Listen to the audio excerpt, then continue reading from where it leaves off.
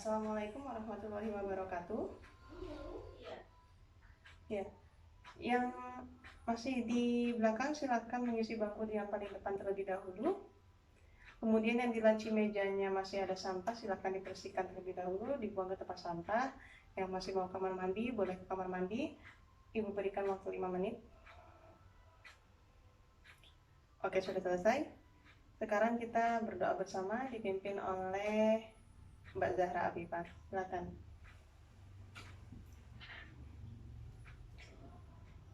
A'udzubillahi minasyaitonir rajim. Bismillahirrahmanirrahim. Raditu billahi rabba wa bil islami dina wa bi Muhammadin nabiyya wa rasula. Rabbi zidni ilma warzuqni fahma. Amin. Sebelum memulai pembelajaran, Ibu akan absensi terlebih dahulu. Zahra Afifah hadir. Bu Fadianita hadir. Pangestudita hadir. Giovanni Elma hadir. Muhammad Fahru Rozi hadir. Oke, alhamdulillah hadir semua ya, tidak ada yang sakit. Baik. Sebelumnya Ibu akan memperkenalkan diri terlebih dahulu. Berhubung ini adalah pertemuan pertama kita. Ya, nama Ibu adalah Dike. Jadi cukup panggil Ibu Dike. Ibu yang akan mengajarkan mata pelajaran sejarah kebudayaan Islam pada kelas 10. Adik-adik di sini kelas 10A kan? Ya. Ibu yang akan mengajarkan materi mata pelajaran sejarah kebudayaan Islam. Jadi salam kenal ya semuanya. Baik. Sebelum kita akan masuk kepada pembelajaran, sebelum memulai pembelajaran, Ibu akan menjelaskan tujuan pembelajaran terlebih dahulu. Ini akan berlangsung juga untuk pertemuan-pertemuan selanjutnya. Jadi tujuan pembelajaran yang pertama adalah kenapa adik-adik sekalian belajar di sini hari ini. Itu yang pertama, supaya adik-adik nanti bisa menjelaskan tentang bentuk-bentuk kejahiliahan masyarakat Quraisy sebelum Islam datang. Itu yang pertama. Yang kedua, supaya adik-adik sekalian bisa menganalisis bagaimana sih bangsa Quraisy beribadah dan bagaimana keadaan sosialnya sebelum Islam datang. Kurang lebih seperti itu ya. Oke, sebelum Ibu memberitahu kita akan belajar apa hari ini, Ibu punya sedikit ilustrasi yang insya Allah bisa membuka wawasan adik-adik sekalian tentang kita akan belajar apa hari ini. Jadi ini adalah ilustrasinya. Ada 2 ilustrasi. Ya. Ini ilustrasi yang pertama. Boleh dilihat ya. Seperti ini. Kira-kira ini gambar apa ya adik-adik sekalian? Ada yang bisa memberikan pendapat? Ya, ini adalah patung. Iya, memang terlihat seperti patung ya. Ini memang patung, oke. Gambar pertama adalah patung. Bagaimana dengan gambar kedua? Tidak terlalu kelihatan mungkin untuk yang di belakang ya. Tapi kurang lebih kita bisa menyimpulkan kalau ini adalah apa? Ini adalah Mekah. Ini peta Mekah pra-Islam. Jadi sebelum Islam datang kurang lebih keadaannya Mekah seperti ini. Ya. Jadi gambar pertama ada berhala atau patung, yang kedua ada peta Mekah pra-Islam. Jadi kita mau belajar apa hari ini? Ada yang tahu? Ya, peradaban bangsa Arab sebelum Islam. Oke. Kalau dulu di SMP adik-adik sekalian belajar apa ya kalau boleh tahu? Ada yang masih ingat? Silakan mengacungkan tangan. Oke, tidak ada yang ingat seperti terlahir kembali mungkin ya. Iya, waktu SMP mungkin adik-adik belajarnya tentang manusia prasejarah mungkin ya. Nah, kali ini kita akan belajar tentang peradaban bangsa Arab sebelum Islam. Itu tidak akan kalah seru dan tidak akan kalah asyik dari materi waktu SMP. Kita akan langsung kepada materi intinya. Jadi nanti akan ada dua materi. Peradaban bangsa Arab sebelum Islam ini akan terbagi menjadi dua materi pokok. Yang pertama, sistem peribadatan bangsa Quraisy. Jadi nanti teman-teman sekalian atau adik-adik sekalian akan tahu bagaimana caranya bangsa Quraisy ini beribadah. Yang kedua adalah keadaan sosial masyarakat Quraisy sebelum datangnya Islam. Dimulai dari sistem peribadatan bangsa Quraisy dulu ya. Nah, sebenarnya pada awalnya masyarakat Arab ini sebenarnya sudah mengamalkan ajaran tauhid yang diwariskan dari Nabi Ibrahim dan Nabi Ismail. Waktu itu bernama ajaran Hanifiyah. Hanif yang berarti lurus atau benar. Tetapi seiring berjalannya waktu, seiring bergesernya zaman, ajaran tersebut mengalami pemudaran karena bangsa Arab ini kan tentu mereka melakukan pembauran, pergaulan dengan bangsa-bangsa lain, sehingga ketika mereka menyiarkan kepercayaan tersebut, ajaran Hanifiyah tadi, ajaran tersebut akhirnya datang dari mulut ke mulut, itu mengalami pemudaran. Jadi sudah berbeda antara orang yang satu pada orang-orang selanjutnya, sudah berbeda lagi ajaran-ajarannya itu yang tersampaikan. Nah, sehingga tidak diketahui lagi mana ajaran yang benar sampai akhirnya jatuh kepada penyembahan berhala yang dipelopori oleh Amr bin Luwai al-Khuzai. Awalnya bagaimana sih bangsa Arab ini bisa menyembah berhala? Selain dari pergaulan dan pembauran bangsa Arab tadi, sebenarnya bangsa Arab itu memang punya semacam kebiasaan turun-temurun. Kebiasaan tersebut adalah ketika seorang dari Arab itu meninggalkan kota Mekah, mereka akan membawa batu-batu atau kerikil dari tanah haram, dari sekitar tanah haram, mereka bawa ke luar kota Mekah. Nanti batu tersebut akan mereka taruh di setiap tempat persinggahan, dan batu tersebut nantinya akan dikelilingi oleh mereka. Mereka akan berputar di sekitar batu tersebut seperti tawaf begitu ya.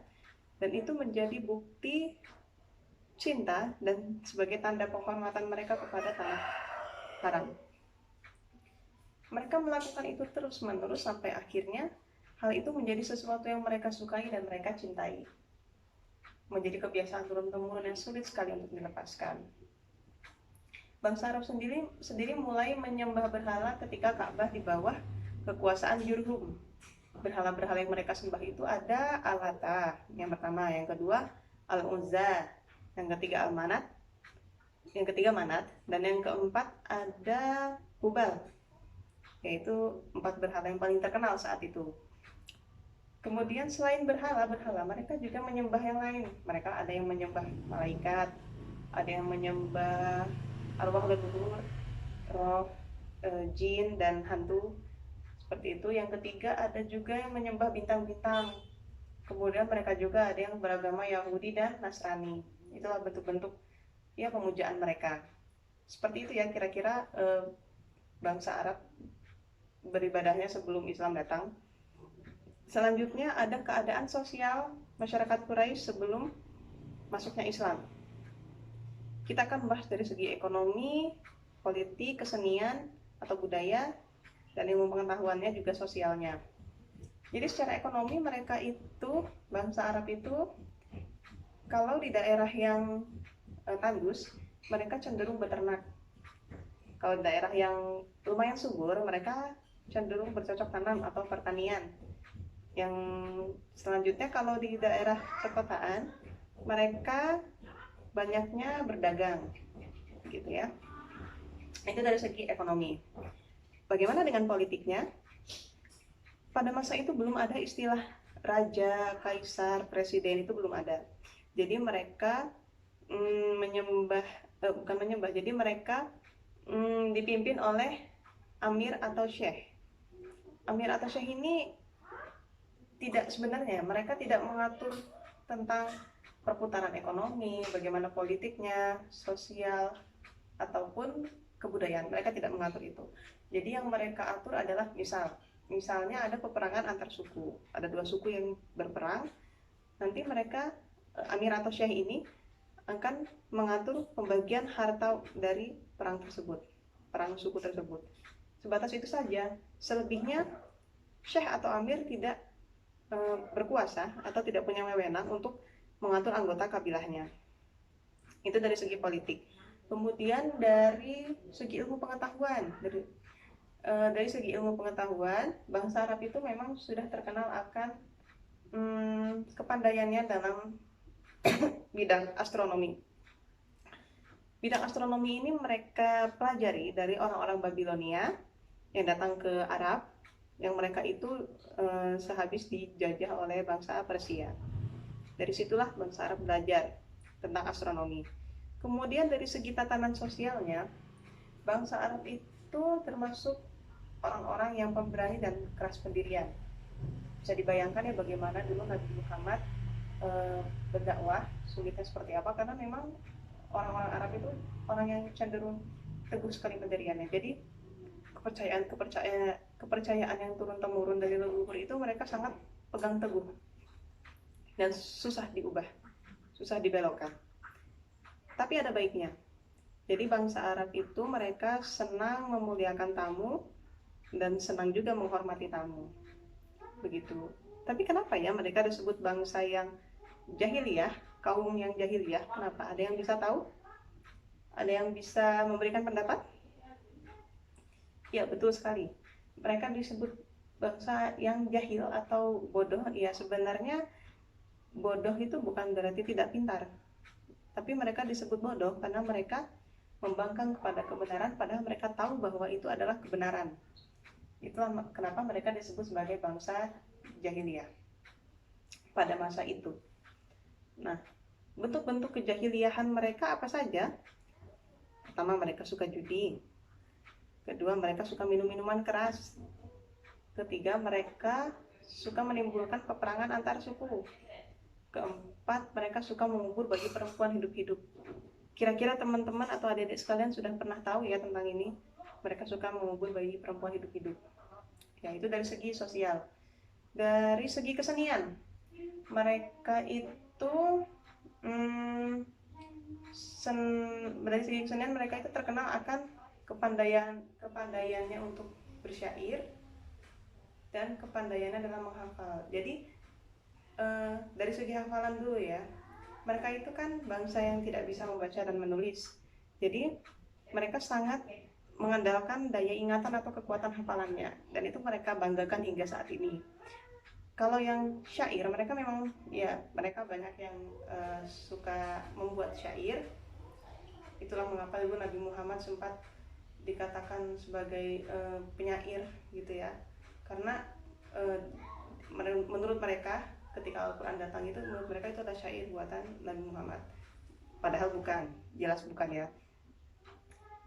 Mereka juga percaya bahwa syair bisa meninggikan derajat orang yang tadinya hina, sekaligus bisa menghinakan orang yang tadinya terhormat. Seperti itulah hebatnya syair menurut mereka. Oke, kira-kira seperti itu materi yang Ibu sampaikan hari ini. Ada yang ingin bertanya atau menanggapi materi Ibu? Tidak ada? Oke. Sekarang Ibu akan bagi kelompok untuk diskusi. Silahkan berkumpul. Satu kelompok terdiri dari 4-5 anak. Kemudian membahas tentang beberapa hal yang ada di halaman 9. Silakan dibahas. Yang pertama adalah mengapa kita perlu mengetahui peribadatan bangsa Quraisy sebelum Islam. Yang kedua, apa saja bentuk peribadatan bangsa Quraisy sebelum Islam. Yang ketiga, mengapa dinamakan zaman jahiliyah. Dan yang keempat, bagaimana bentuk-bentuk kejahiliahan bangsa Quraisy. Silakan didiskusikan. Ibu beri waktu 5 menit mulai dari sekarang.